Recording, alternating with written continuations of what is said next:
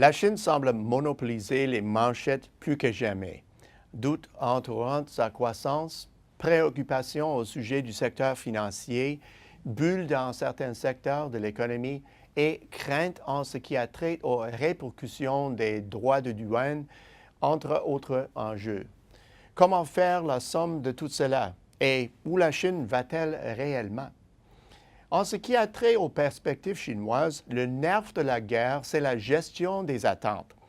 La poussée inégalée de la Chine pour établir son PIB au deuxième rang mondial a convaincu le monde qu'il peut compter sur cette croissance dans un avenir prévisible, sentiment qui trouve aussi écho au sein même de la population chinoise.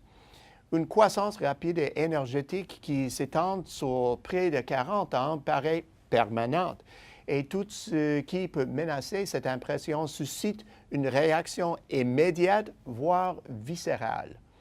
C'est l'une des raisons qui explique l'injection massive de fonds publics dans l'économie nationale depuis 2008. À l'époque, l'intensité des échanges en Chine, exportation plus importation en tant que part du PIB, correspondait à près de 70% du PIB. À peine 2 ans et demi plus tard, elle était tombée à moins de 50%, ce qui, sans intervention, aurait plongé le pays dans une récession abyssale, la première depuis l'amorce de la progression enflammée de l'économie du pays au début des années 80. Mais pourquoi donc les données globales laissent-elles croire à une croissance du PIB si stable? Il serait facile de dire que les données étaient purement et simplement fausses, mais désolé, on ne cache pas des activités d'une telle intensité dans sa petite poche arrière. En fait, la stabilité dont on fait état les données a été le fruit de doses massives de mesures de relance qui correspondaient à l'époque à près de 13% du PIB chinois et ainsi dépassaient considérablement la moyenne des programmes de relance de l'OCDE. Il faut toutefois souligner que le ratio d'échange ne s'est pas amélioré depuis la crise. En fait, il s'est aggravé, s'établissant à 40%. On peut donc en déduire que l'économie vit au crochet de l'État depuis près de 10 ans.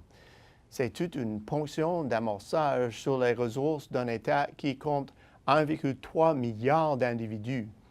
Le retour de la croissance sur les marchés américains et européens a obligé la Chine à gérer sa croissance ces derniers mois, c'est-à-dire remplacer graduellement les mesures de relance par une croissance interne pour qu'elle puisse réduire son apport.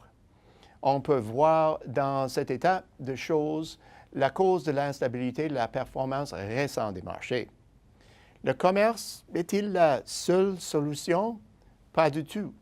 On a fait du consommateur la panacée pour une croissance durable qui se libère de sa dépendance au commerce. Le potentiel est là. Le taux d'épargne en Chine est stratosphérique. Il est réputé avoisiner les 40%. C'est 10 fois plus qu'au Canada dans une bonne année. Un tel niveau d'épargne nuit à l'économie et s'il s'abaissait, ne serait ce que de 2%. L'économie profiterait d'un très fort regain de croissance.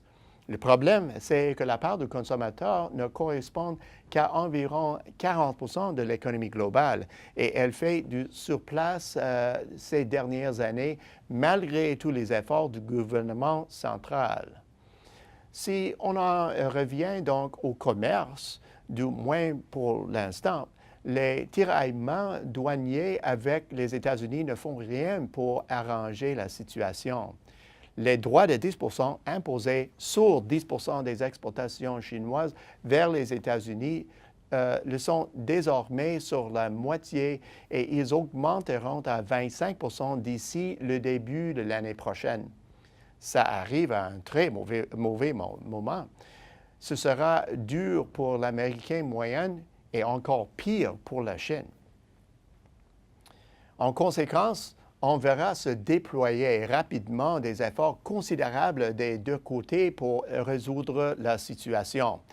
La Chine se tourne déjà vers les membres du PTPGP, signe qu'elle est prête à au moins aborder les questions litigieuses comme la protection de la PI, les barrières non tarifaires, le commerce des services, la gestion des devises et la protection du secteur agricole. Ces aspects étant parmi les pierres d'achoppement des relations commerciales sino-américaines, la Chine exprime donc sa volonté de négocier. Il est difficile de prévoir ce qui s'en vient, mais les deux parties ont beaucoup à gagner en évitant une crise douanière. À l'issue du conflit, la mondialisation pourrait s'en trouver renforcée et non démolie. Étant donné l'importance des enjeux, le monde commencera en retenant sa respiration. Au bout du compte, à bien des égards, la Chine semble se trouver à la croisée des chemins parce qu'elle doit maintenir un équilibre entre la stabilité interne et sa dépendance à l'offre et à la demande externe.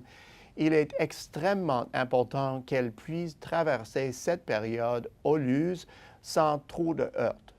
Bref, la réussite à long terme passe inévitablement par une bonne gestion à court terme. À la semaine prochaine, c'est Peter Hall.